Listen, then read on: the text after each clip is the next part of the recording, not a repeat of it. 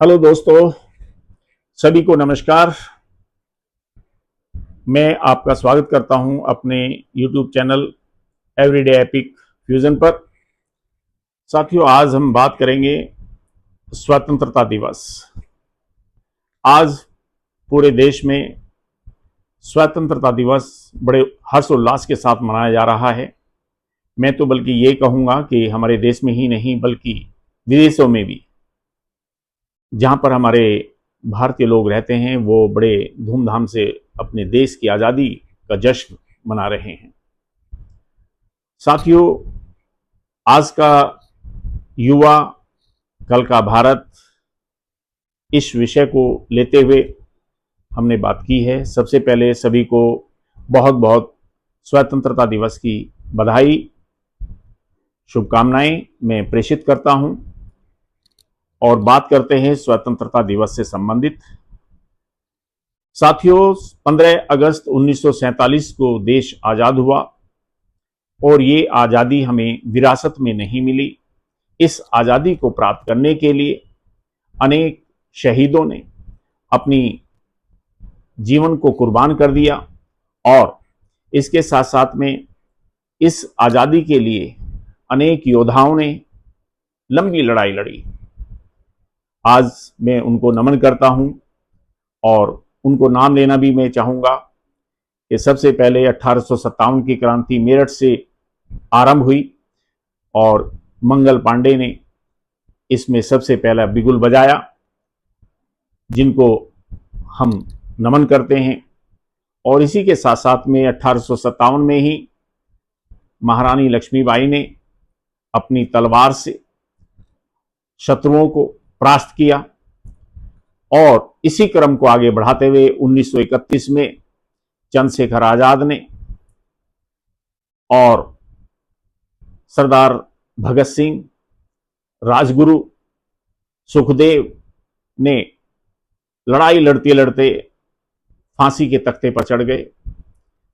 और इसी क्रम में आगे हम यदि बढ़ते हैं तो नेताजी सुभाष चंद्र बोस, राम प्रसाद बिस्मिल, महात्मा गांधी जी, पंडित नेहरू जी, सरदार पटेल जी और डॉक्टर अंबेडकर जी, इन लोगों ने अपने देश को आज़ादी के लिए बहुत सारे कष्ट सहे और देश को आज़ाद कराया।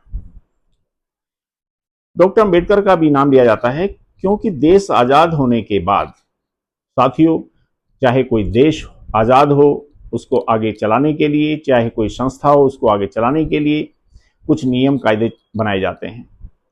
तो भारतीय संविधान की रचना करने के लिए डॉक्टर अंबेडकर ने एक संविधान की रचना की, जो कि 2 वर्ष 11 माह 18 दिन में बनकर तैयार हुआ और हम आज उनको भी नमन करते हैं। तो साथियों, आज देश का झंडा लहराते हुए हमें अवश्य एक संकल्प लेना चाहिए। हमें यह भी सोचना चाहिए कि देश के लिए भले ही छोटा सा छोटा काम हो, हमें उसको करना है। हमारी अपनी जिम्मेदारी है।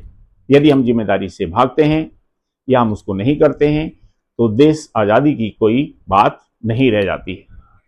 अब बात है कि हम क्या करें, संकल्प कैसा लें। देखिए, छोटा छोटा संकल्प हो सकता है। आप एक पेड़ लगाइए, एक पौधा लगाइए, और एक पौधा यदि आपने लगाया, 1 साल में लगाया, 2 पौधे लगा दिए, तो आप समझते हैं कि हमारी पॉपुलेशन देश की कितनी है? 140 करोड़। 140 में हम मानते हैं कि 50 करोड़ लोगों ने भी एक पौधा लगाया, तो मैं समझता हूं कि हमारे देश में हरियाली आएगी, बरसात भी होगी। इसी के साथ साथ में स्वच्छता अभियान, जैसे कि माननीय हमारे प्रधानमंत्री जी ने भी इस अभियान को आगे चलाया। तो हम सबसे पहले तो अपने घर की स्वच्छता रखें, अपने आसपास की स्वच्छता रखें और गंदगी ना फैलाएं। पहले तो स्वयं इस पर अमल करें। यदि हम इस पर स्वयं अमल करते हैं तो मैं समझता हूं कि फिर लोग अपने आप खड़े हो जाएंगे। तो हम आगे आएं और स्वच्छता का अभियान चलाएं, इसमें शामिल हो जाइए। और दूसरी बात, आज का युवा है, उसके पास ताकत है, शिक्षा है, तकनीक है और उसके सपने हैं। उनको पूरा करने के लिए युवाओं को आगे आना चाहिए, जिससे कि आगामी 50 वर्षों की नींव रखी जा सके। यदि वो युवा आगे आकर अपने देश के लिए ये संकल्प लेते हैं तो मैं समझता हूं कि हमारा देश पुनः सोने की चिड़िया कहलाएगा। तो ये बातें आज मैं इसलिए कर रहा हूं क्योंकि आज स्वतंत्रता दिवस है और हमें भाईचारा, राष्ट्र प्रेम, ये हमारे अंदर कूट कूट के भरा होना चाहिए। और जिसके अंदर राष्ट्र प्रेम नहीं है, और कहा भी गया है इसके लिए 2 लाइनें मैं आपको बताता हूं।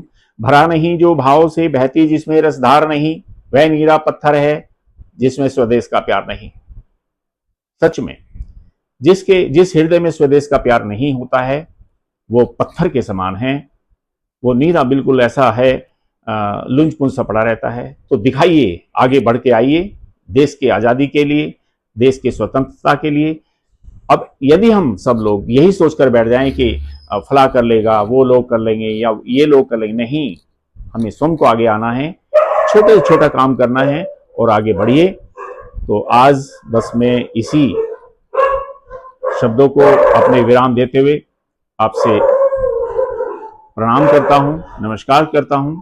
और देश की आज़ादी के लिए जो स्वतंत्रता दिवस मना रहे हैं बड़े धूमधाम से, आप लोग सब लोग शामिल हैं, तो आप अच्छी तरह से मनाइए, लेकिन साथ साथ में इसका एक संकल्प भी ले लीजिए। भले ही एक संकल्प लीजिए, कोई सा भी एक संकल्प लीजिए। छोटे छोटे समाज में बहुत सारे काम हैं, निरक्षर लोग हैं, उनको पढ़ाइए, गरीब लोगों को मदद कीजिए। बहुत सारी चीज़ें हैं हमारे देश में अभी भी जिसको हम कर सकते हैं। तो आइए इस मिशन में जुड़ जाइए और आगे बढ़िए। तो मैं तो सभी का आभार व्यक्त करना चाहूँगा और धन्यवाद। आप ज़रूर मेरे इस चैनल को सब्सक्राइब करें और लाइक करें। शुक्रिया।